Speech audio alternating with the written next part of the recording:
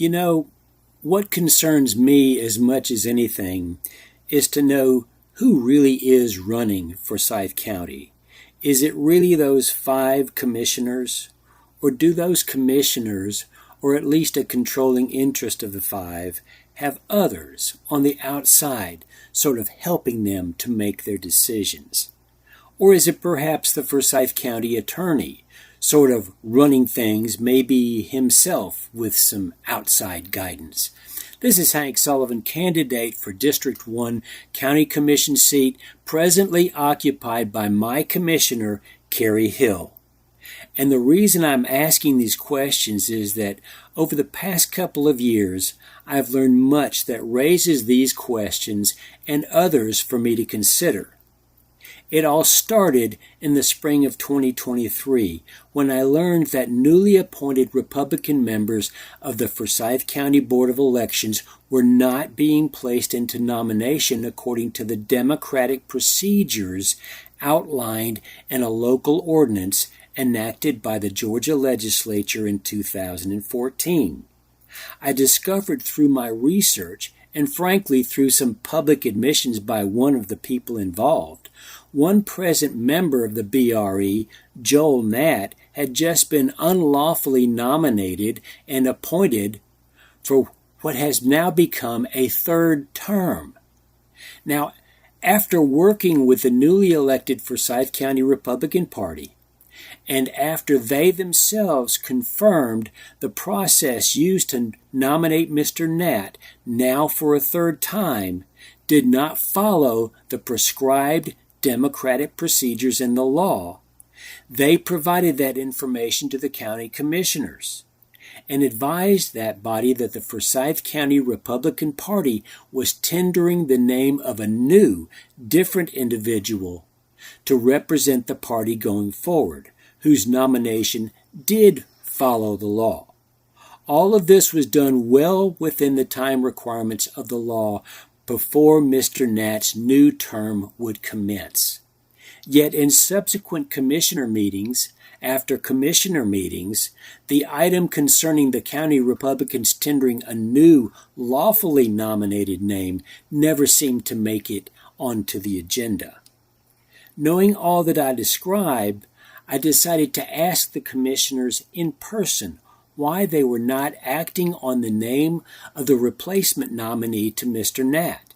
At a public meeting, I spoke to the commissioners during public participation and asked them why they were not acting on the new nomination to replace the nomination of Mr. Natt, apparently unlawfully submitted. None would answer my question. So I stayed after the meeting to speak with Chairman John. A bystander was videoing the conversation, and you can watch and listen to that.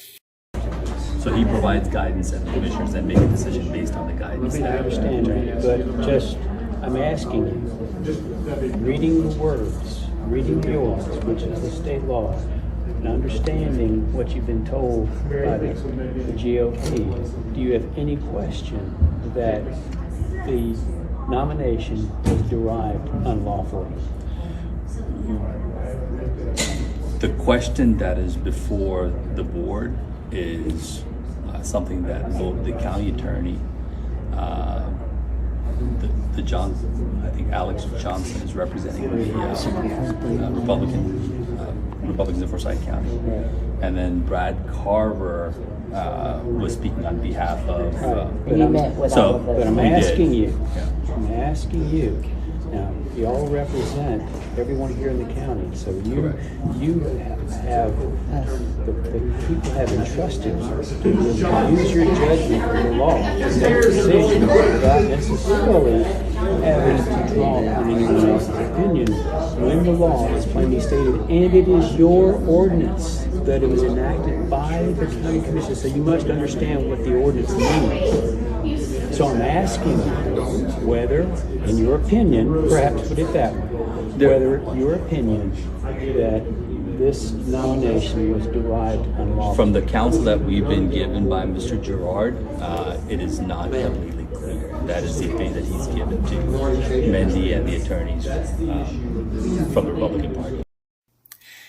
After repeatedly asking Chairman John to give me his own personal opinion on whether the Nat nomination had been lawful, he repeatedly refused to answer, stating that according to the county attorney Ken Gerard, it is not completely clear. Now, what struck me about Chairman John's final answer was that it is the 5 elected county commissioners who conceive of the county ordinances and who approve the county ordinances before they come law. Yet I stood with the chairman of the county commission, and given the facts and the statements by the Republican Party, he could either not or would not venture an opinion on whether the law in question was actually followed. He would only refer to Mr. Gerard, the county attorney. That seemed very strange.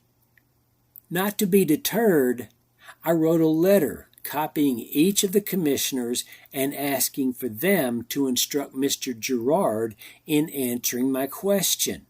Only 2 commissioners, Cindy Mills and Todd Levent, would assent to my request.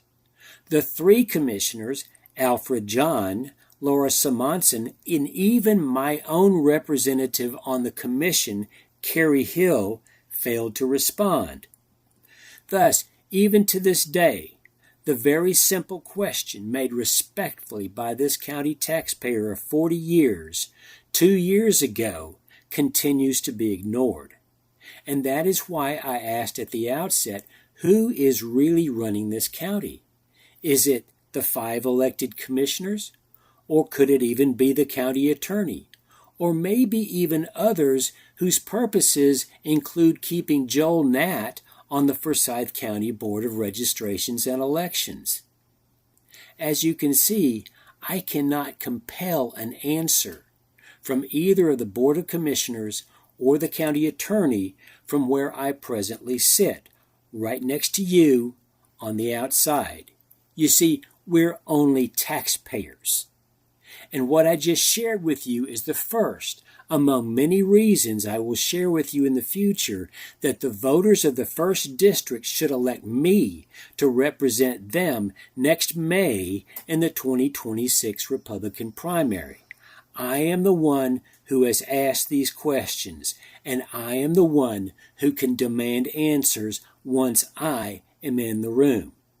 And in the meantime, I hope you and others around the county will support my campaign by clicking on the following link and contribute whatever you can to help. My very first reason for running is to hold our county commissioners accountable to the taxpayers. If that is an important issue to you, please help me to help you and contribute to my campaign. Thank you.